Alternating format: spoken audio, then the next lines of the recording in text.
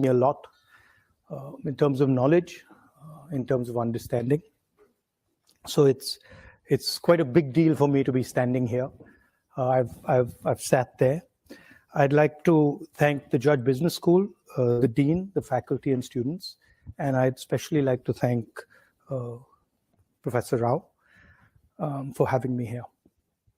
I thought I would speak a little bit about India, about what is going on in India, and that's the Bharat Jodo bit. And then I would talk about two divergent perspectives on the planet, the American view of things, the Chinese view of things, and how those two are playing out. And then I'd conclude by placing some ideas on the table about how we can think about these two divergent forces. The central thread is about listening, and it's about listening at the individual level, but also listening politically at scale. So not just one person, but listening to millions and millions of people and understanding how they're feeling and how they're responding. Okay, and then also listening to different cultures which you're not maybe used to or I'm not used to, and trying to get a sense of how they're seeing the world, and trying to piece together where they're coming from. So the broad idea is one of listening. Different cultures listen differently. There's a very specific way in which the Indian culture listens, and so I'll be talking more about that. I see a friend of mine, a Sikh friend of mine. You'll sort of get a sense of what I'm talking about, and it's also about what is going on at the international level and the risks that are potentially in front of us. Okay, so we can start with the Bharat Jodo.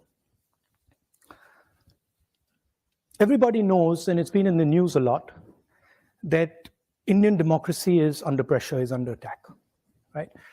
I'm an opposition leader in India, and we're navigating that space. What's happening?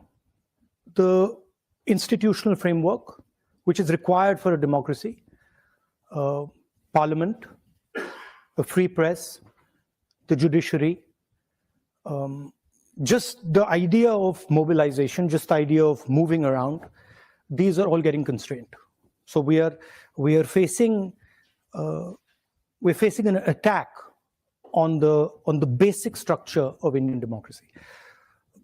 In the Constitution, India is described as a union of states, and that union requires a negotiation, requires a conversation.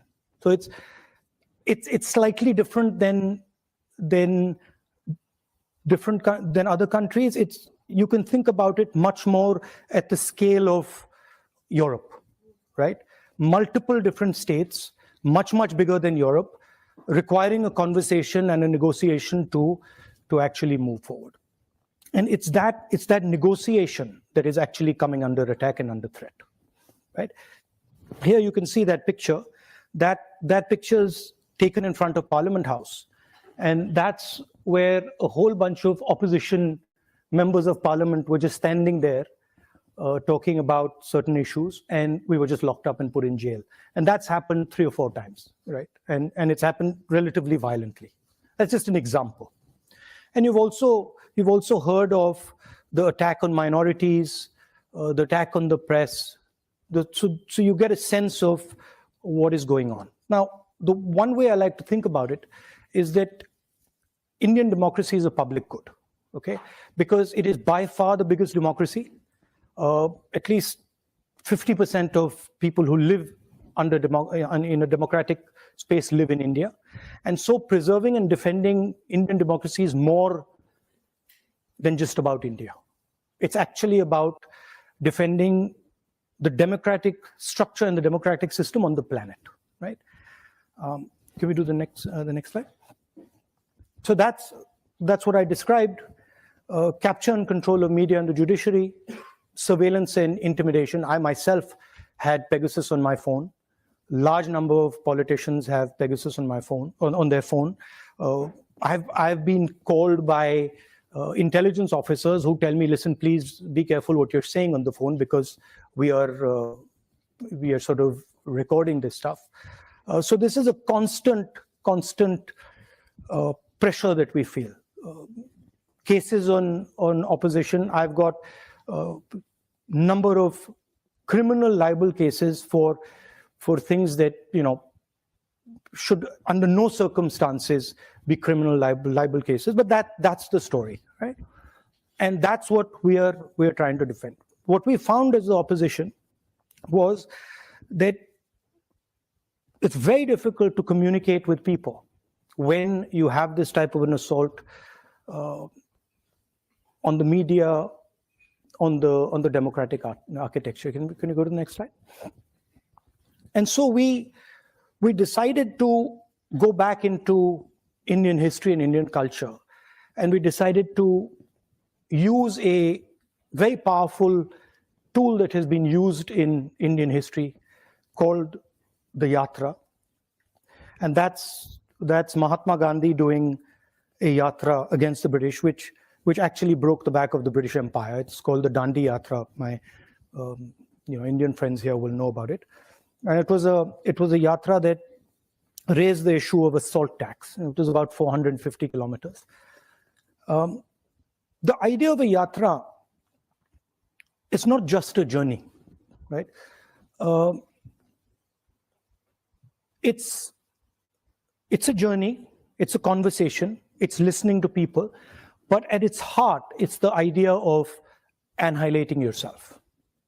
So at the heart of a Yatra is the idea that you attack yourself, and you attack yourself by the distance that you walk, by the pressure you put yourself under, and that's the basic philosophy of a Yatra. And the idea is that if you attack yourself and you shut yourself down, you shut your ideas down, then when someone speaks to you, you will be able to listen to him or her more effectively. That's the broad philosophical idea behind it, and it's there in a number of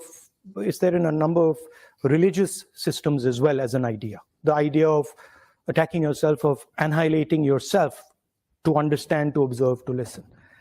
And it also has to have a sense of perseverance. You know, it can't be that you just do it for 5 days. It's got to hurt you. It's got to be long. It's got to take time. Can we do the next one? And so that's the Yatra that we started.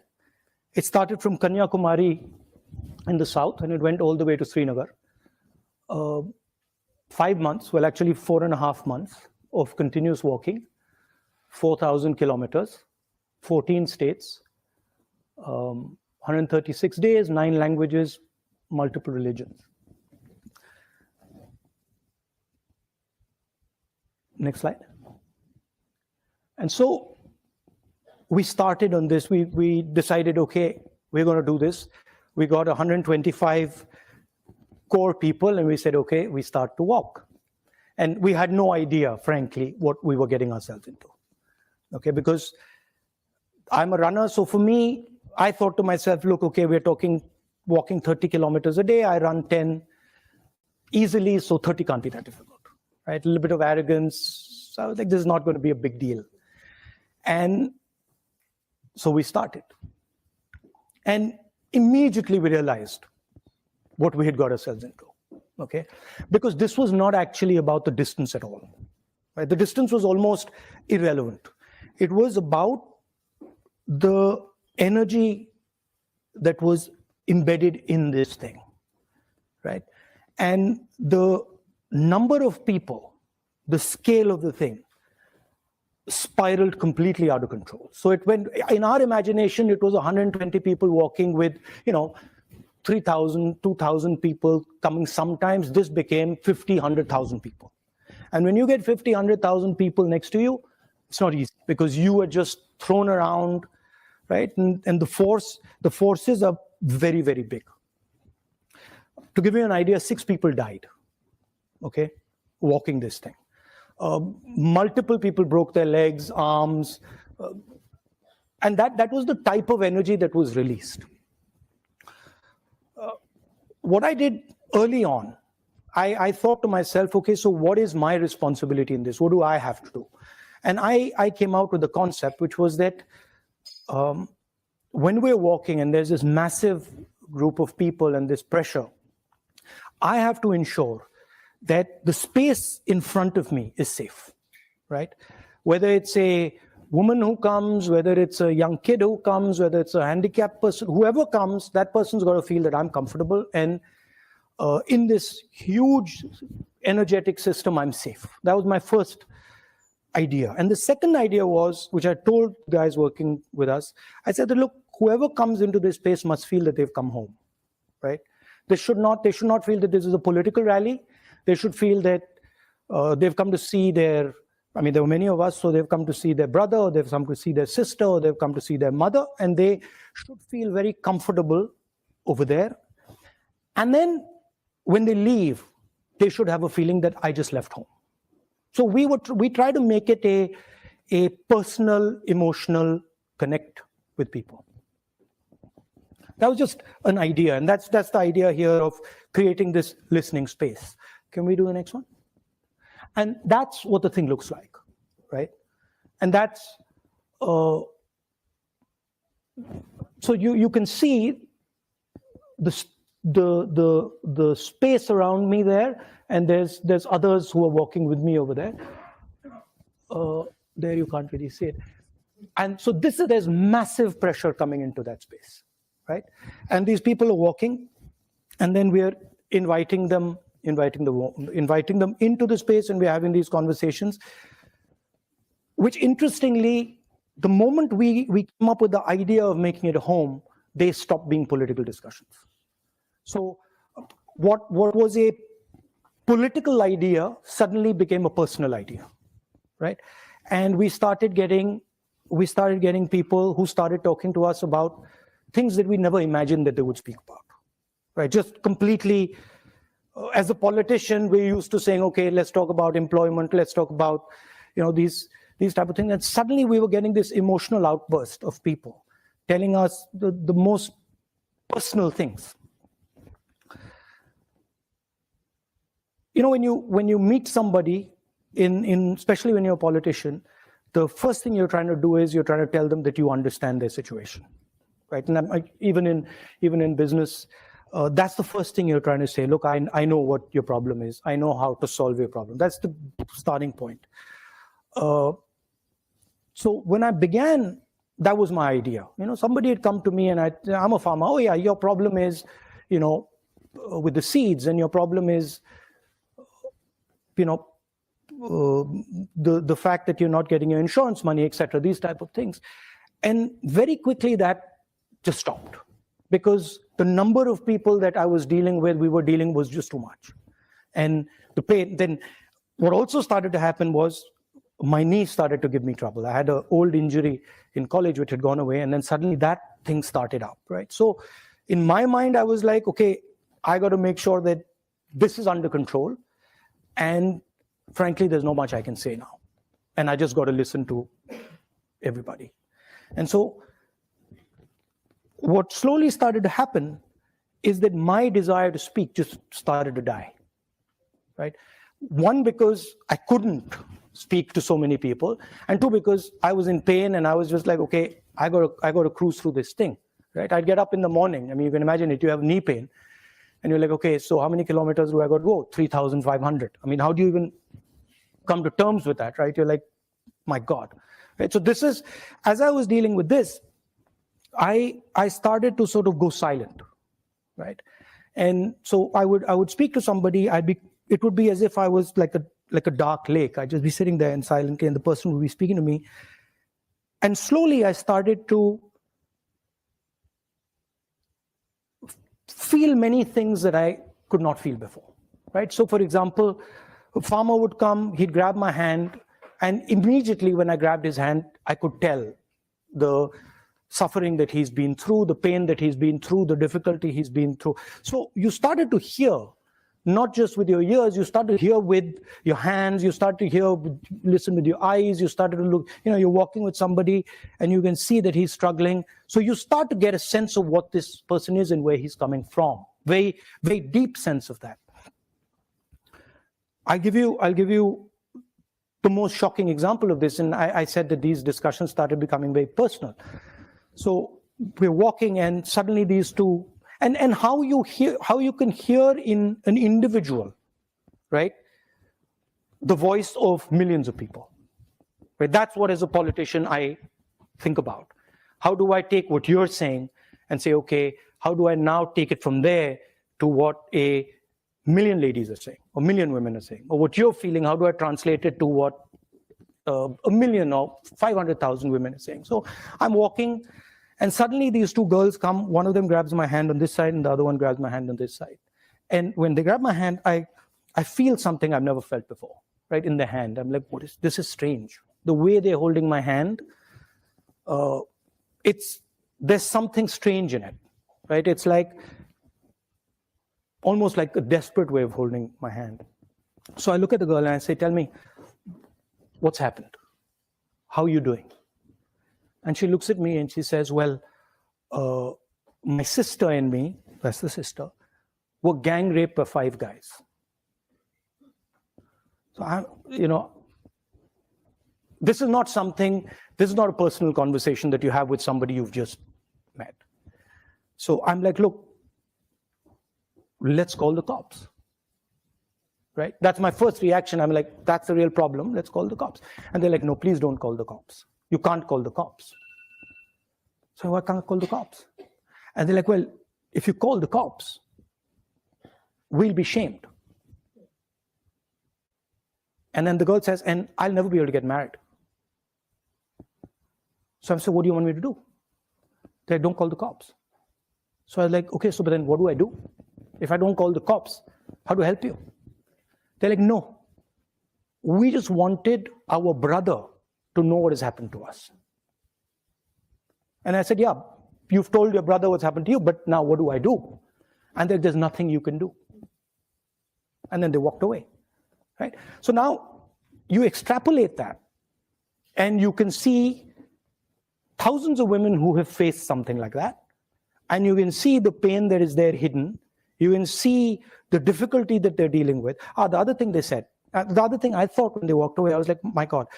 So these girls have dealt with this, and now they're going to deal with it for the rest of their life, and they're never going to tell anybody. Right? And I thought, that's crazy. But that's it. Right? So these are the type of things that started to happen. And they started to change. As a politician, the way I look at people and the way I think about people and the way I react to people, right? Almost like a silence in me. There is just, okay, say what you have to say and I'm quiet. And there's nothing I'm going to say. And tell me everything you have to say, right? And then once you've told me, I'm not telling anybody, right? Which is trust. So that's what this yatra started to do, and it started to happen with kids. I'm walking I'm walking, and just to give you a flavor of India, I'm walking, and there are these little beggars who come, little kids, and they come and they hug me and stuff. So I'm fooling around with them, and another man comes and says, "Don't do that." So don't do what? He's like, "Don't touch them." I said, "Why?" He says, "They're dirty." So I said, "No, you and me are dirtier than them." Right? So you can see then these ideas that are floating around that suddenly you never heard them before. You never heard, or you didn't get the granularity of it anyway. And then can we go to the next? Yeah. So that's a Sikh mechanic. You can see his hand there, and this is a girl whose house has been broken. Whose house I think has been smashed. Anyway, next. Now this is where the thing gets really interesting. So we are going through all the states, and Kashmir is a state which is insurgency prone, right? There's there's a lot of violence. There's been quite a lot of violence for many years. In fact, that picture there is me putting flowers on the spot where almost 40 soldiers were killed by a car bomb some years back. So we arrive in Kashmir, and Kashmir is this so-called violent place. And as I'm entering Kashmir, the security guys come to me and say, listen, we need to talk to you. So what do you need to say? And they say, well, look, the thing is, you can't walk in Kashmir, right? It's not a good idea. We're walking 3 days, and we're walking 3 days in the roughest districts. So you can't walk in Kashmir. It's a bad idea. So I'm like, why can't I walk in Kashmir? And they're like, well, because you'll get hand grenades thrown on you. So now I'm responsible for 120 people I'm working with, right? So I'm like, look, let me go and have a little word with them. And so I go and have a little word with them and say, look, they're telling us they're going to get hand grenades thrown at us. And they're like, okay. And I was like, frankly, I want to walk. I mean, you know, if we get hand grenades, we get hand grenades. So they're like, yeah, we should all walk. And so we decided we're going to walk. And we start to walk. And suddenly what starts to happen is these Indian flags start coming everywhere, right? Everywhere, they just start coming out, right? The first day we're told about 2,000 people are going to show up, and 40,000 people show up, right? And that thing over there, where I'm sitting on that jeep, is because the police and security system just been overloaded, and it's collapsed, right? Because they can't manage the crowd. And if you look carefully, you'll see the panic on the security people's faces. Anyway, they pull us out of that and say, this just doesn't work. We can't go through this in this manner. And then the next day they set it up properly, and then we go through. That's us entering Kashmir where the mountains are. That's on the first day. And then the really interesting thing happens. So we've been told we're going to be killed. We're walking, and people are coming, and then one guy looks at me and he says, call me. So I'm like, come. And the security people have said, listen, please don't do this. Please don't call people. Like, we walk here, don't call people, because this is putting everybody at risk. So the guy says, call me. I say, come. So he comes. So he comes, starts walking next to me. And he says, Mr. Gandhi, you've come here to listen to us. So I'm like, yes. So he's like, that's interesting. He's like, you really come here to listen to us? And I'm like, yes. So he's like, good. And then he says, you see those guys over there? And we're walking. And he says, you see those guys over there? And I'm like, yes, who? He's like, those boys over there. And I'm like, yeah. He's like, the militants, right? Now, militants should normally kill me. In that environment, militants should kill me. And he says, they're there. And they're looking at you.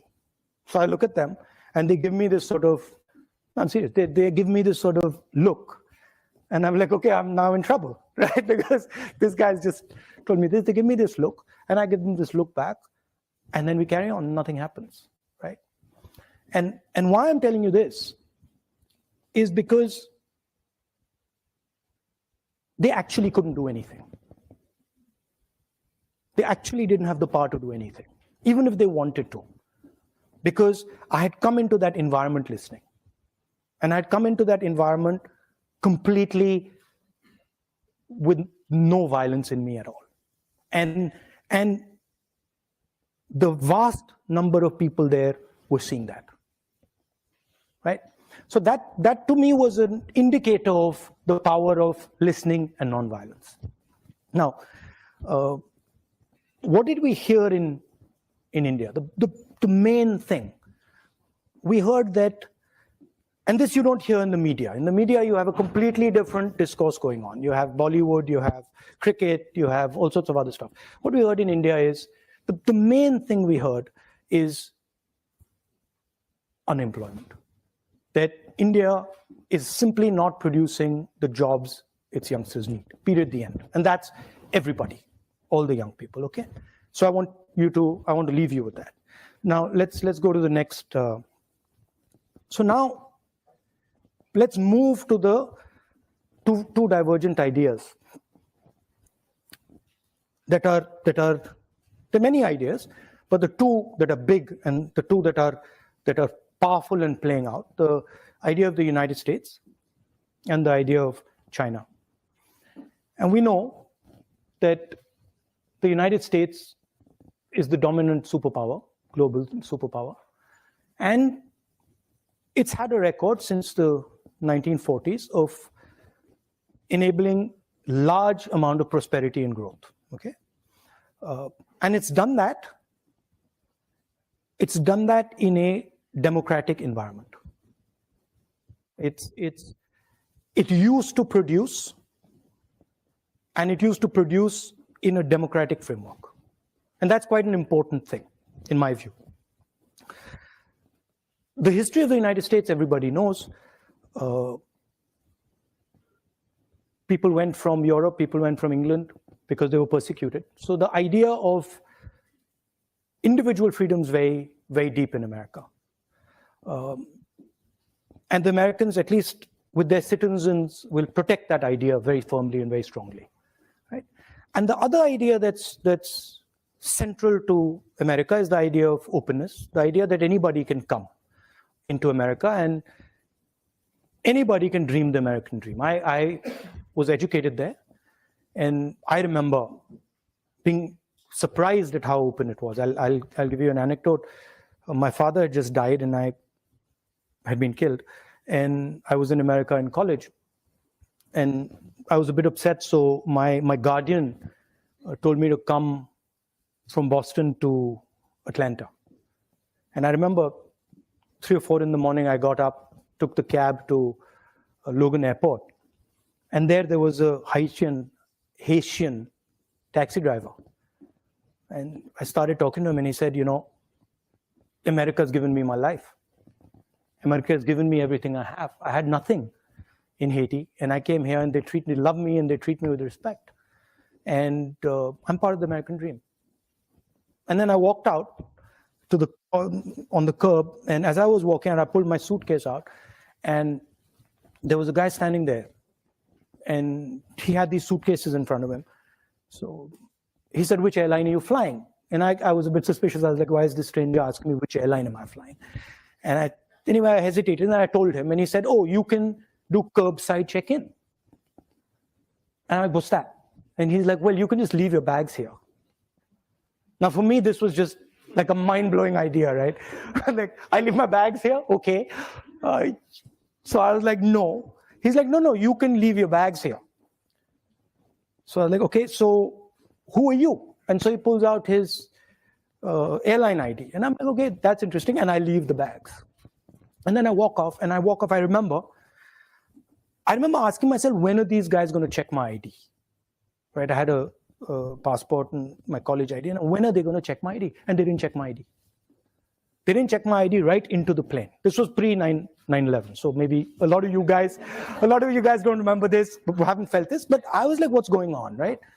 And why are these guys not checking this ID? In my own country, they check my ID, right? They'll ask me for the passport immediately, and here they're not. What is going on?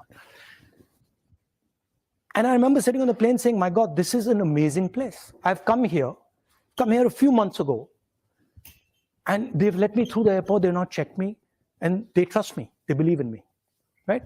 And to me, those two ideas are the core of the idea of America. They will make you feel comfortable, and they will protect you. Okay, in America, not outside America often. Okay, outside America, they can do bad things to you sometimes, but in America, they will protect you, okay? And to me, that's the central idea of the United States. And it's a very powerful idea, and it's been successful. And it's basically built a superpower. It's built an engine that has allowed people to come in, huge amount of innovation, huge amount of technological advancement, many positive spillovers. But now there's a problem. And in my view, there's two problems. One problem is that post 9/11, that idea that anybody could just walk into America has been challenged, questioned. He's been questioned directly by bin Laden by putting planes into the World Trade Center, by generating huge amount of anger and fear. And that has had a result. The Americans are absolutely correctly, they're concerned about people who come in, about what they might do. And you can see that with the whole Homeland Security, the X-ray machines at the airport, all that going on. That's basically the idea that you can't just come into America like you used to. Okay, so that's one big change that's taken place. And the second really big change that's taken place is that what used to be the strength of the United States, the idea of production in America, the idea of manufacturing in America, has simply left. It's just gone away from America, it's gone somewhere else. Where's it gone? Can you do the next slide? Where's it gone? It's gone here, right? And it's gone to the aspiring global superpower, which today dominates production. Okay. Now, I've read quite a lot about the Chinese. I've studied them. I've spoken to senior leaders. I've spoken to people who think about China. I'm not an expert, but I have a decent understanding. Okay? So bear that in mind. Now, the way the Americans value individual liberty, the Chinese value harmony. They are not, individual liberty is not central to their idea. Okay, their idea is much more about the society being in harmony, because they've had massive tremors, right? They've had huge amounts of pain. They've had revolution. They've had civil war. They've had the Cultural Revolution. So what they don't want is that things go out of control, that things spiral out of control and disorder comes, which is legitimate. For them, it's as legitimate as individual liberty is for the United States, right? For them. One conversation that I had really struck me about China, and it's shaped how I think about it. Okay, and the conversation was with a senior gentleman of the Communist Party, and I asked him. I said, "Tell me, what is China?" Right? I said, "Is China a country?" He says, "Yes." I said, "Okay, is China a nation?" And he said, "Yes." I said, "No, but give me a Chinese explanation of what you are." And so he says, "Look, Mr. Gandhi, I'll explain it to you." He says the Yellow River comes down from the Himalayas. It flows down. And it has unlimited power. It has unlimited energy in it. He says if Chinese civilization orders itself and organizes itself effectively, which it does on the coast, mostly, it can harness the power of the Yellow River. And when it harnesses the power of the Yellow River effectively, China rises. He says sometimes what happens is the Yellow River comes with all its energy, and China cannot organize itself to harness its energy. And then there is disorder in China. And the energy havoc in, and then flows into the sea and is wasted. And I thought this was a completely different way of thinking about a country than anything I had heard from any Western politician. I had never heard anything of this type, right? If you ask American politicians what is America, it's land of the free, right? They don't start talking to you about the Mississippi River and that's. I never heard it. Maybe they do. Okay, but so China looks at energy. China looks at flow. China looks at processes, right? And China tries to shape them. Now, if you use that metaphor, you can see some of their actions flowing out of this. right? You can understand now what the Belt and Road looks like and why it does what it does. Because Chinese, the Yellow River, the Yellow River flows this way. Chinese civilization harnesses the energy, and then the energy flows right back into Asia, right? You can understand what the Three Gorges Dam is, right? And I get the sense, and maybe I'm wrong, but I get the sense that the infrastructure that you see in China, the railways, the airports, the dams, they are actually, in the Chinese mind, they are emerging from nature. They're emerging from the power of the river, and they're, in a sense, China sees itself as a force of nature, right? And is embedded in nature. Whereas the West, America, does not see itself as embedded in nature. It sees itself as placed on top of nature, okay? Now this completely changes how you think about things. And this explains, to me at least, why the Chinese would be so interested in harmony, and why, and how they would think about it. There's another conversation that, for me, was absolutely fascinating. And I started, when I get into conversations, I tend to pester people, ask them silly questions and stuff. So I started asking this other gentleman about IP, right? And I said, look, what do you think about IP? And he's like, no, we completely agree with IP, and IP makes sense. Intellectual property is fundamental. And I asked him a couple of times. And then he made two very interesting observations. So he says to me in the middle of the conversation, he says, Mr. Gandhi, people don't invent things. Things emerge,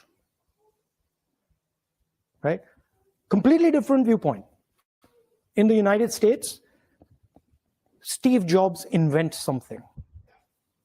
In China, things emerge, meaning processes happen, and then out of those processes, things come out. And he says, why should somebody who is, anyway, he says, even if things are invented, why should someone who has invented something have perpetual rights on it? So what if he's invented it? Why should he have a monopoly on the benefits of that thing? To me, this was quite a profound statement. And I said to him, look, the logic is that you give him the right to give him an incentive so that he invents again, right?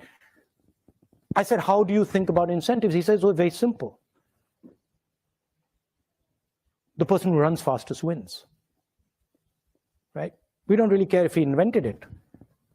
If he can run fast enough and other people can't catch up with him, that's good enough incentive for him, right? So here you see two completely different ideas. One, that they're a force of nature, and two, powerful ideas, as powerful as American ideas for them, right?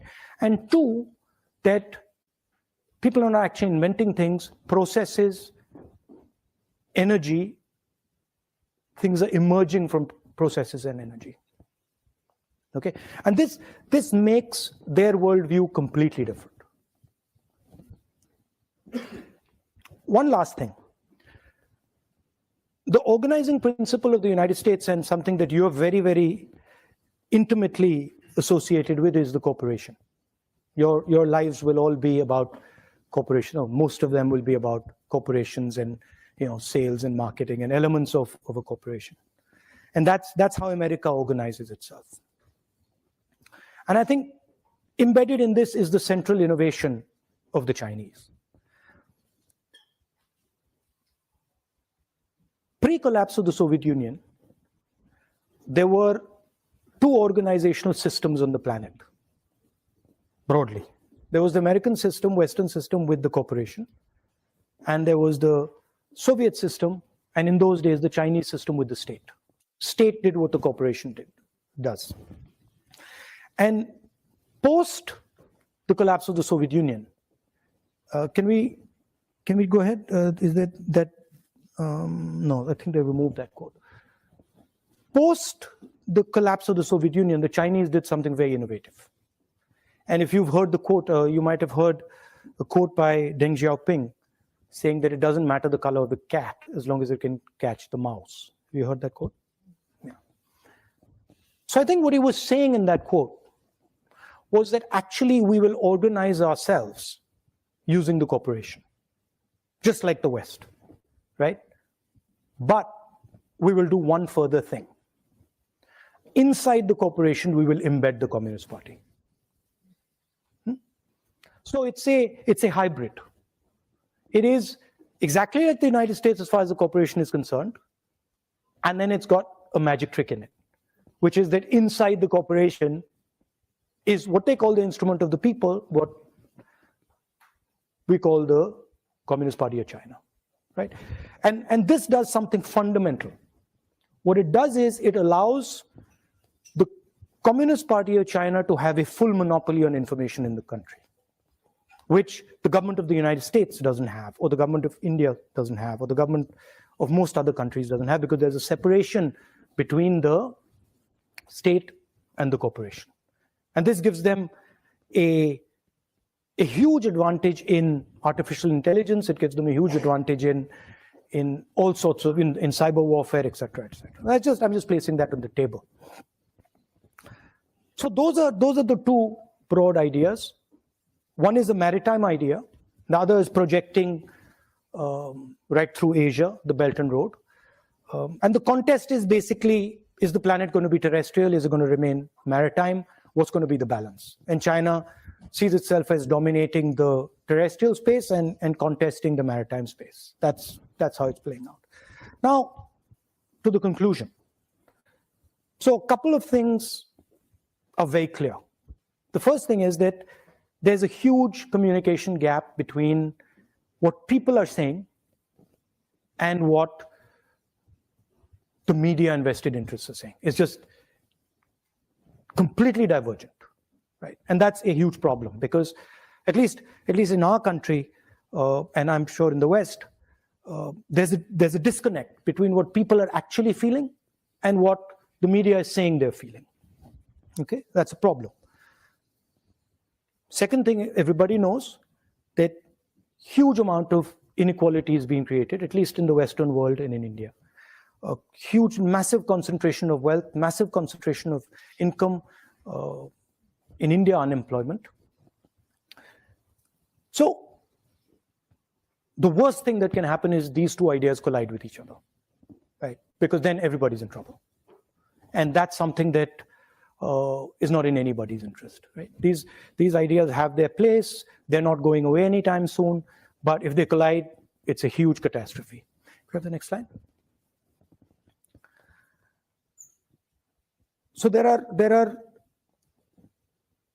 two things that to me are quite obvious. Number one, that with the technological advances that are taking place, with the communication system, the fact that the world is getting hyperconnected, the planet is basically becoming like an organism, like a connected organism with a nervous system, right?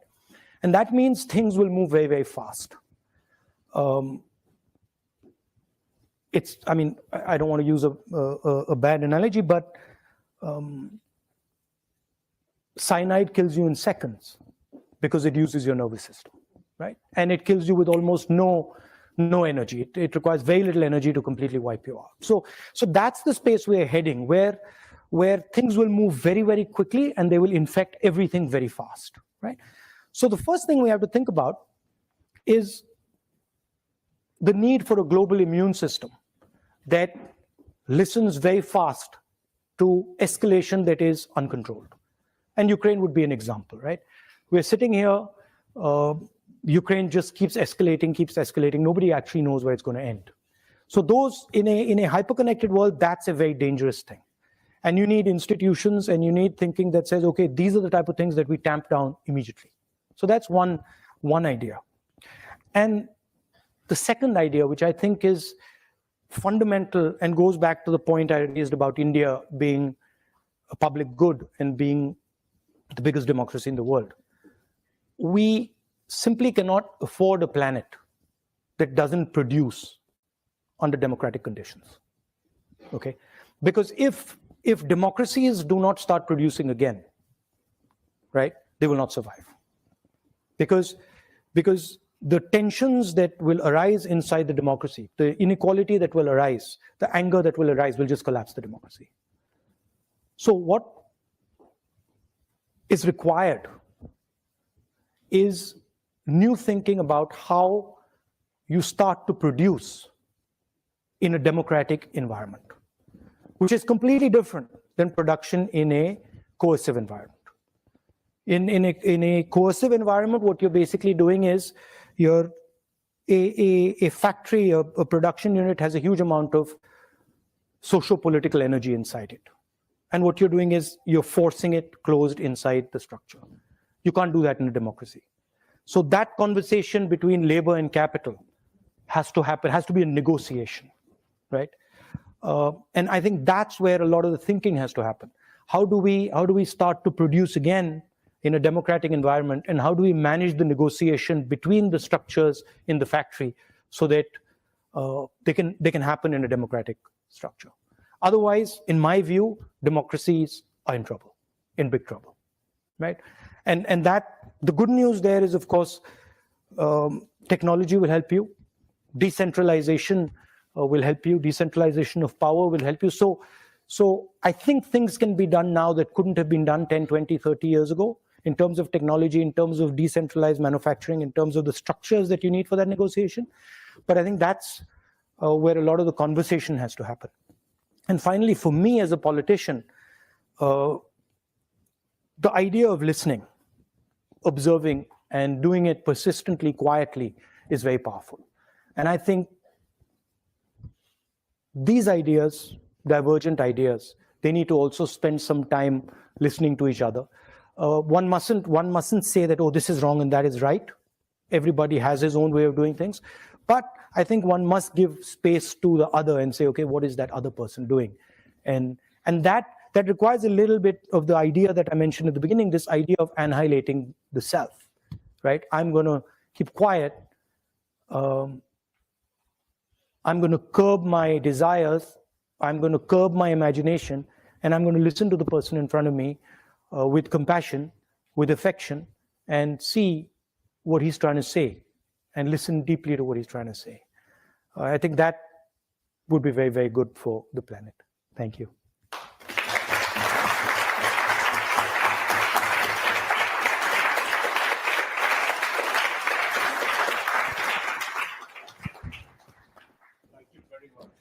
Thank you. Profound, yes. I mean, I think we're still thinking about the ideas. Thank you. Do we have any time for questions?